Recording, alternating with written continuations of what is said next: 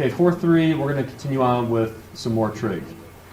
So you're going to learn about trig functions of any angle, trig functions of some real numbers, both giving exact values and decimal approximations. And the unit circle is technically in this section. I know we've already done it, but technically the unit circle you can find in the book in this section. A couple vocab terms first. You need to know what initial side and terminal side of an angle are. You also need to know what positive rotation is and a negative rotation. So we're going to go counterclockwise for our positive in math. So we start off with 0 degrees facing, to the right here.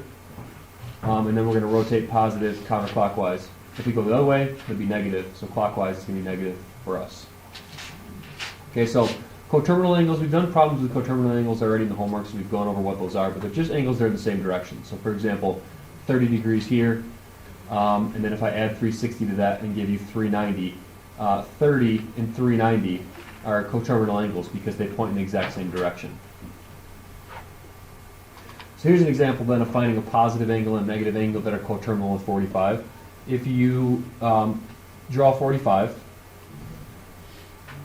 I want one to be positive, one to be negative. So I'm going to add 360 to 45 to get the positive one.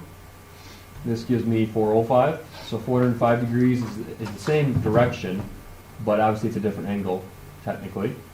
And then the negative one, I'll take 45 and I'll subtract 360. Negative 315. So there's two coterminal angles, one's negative, one's positive. We can do this with radians as well. So let's say we have one like this with pi over 6.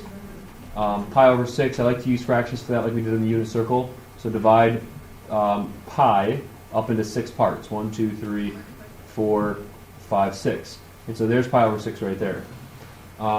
We can add 2 pi to that to get a positive one, in which case we want common denominator, so we're going to multiply the top and bottom by 6. And that gives me 13 pi over 6, and that would be then the positive coterminal angle. To find the negative one, I just subtract 2 pi. So I just subtract 12 pi over 6.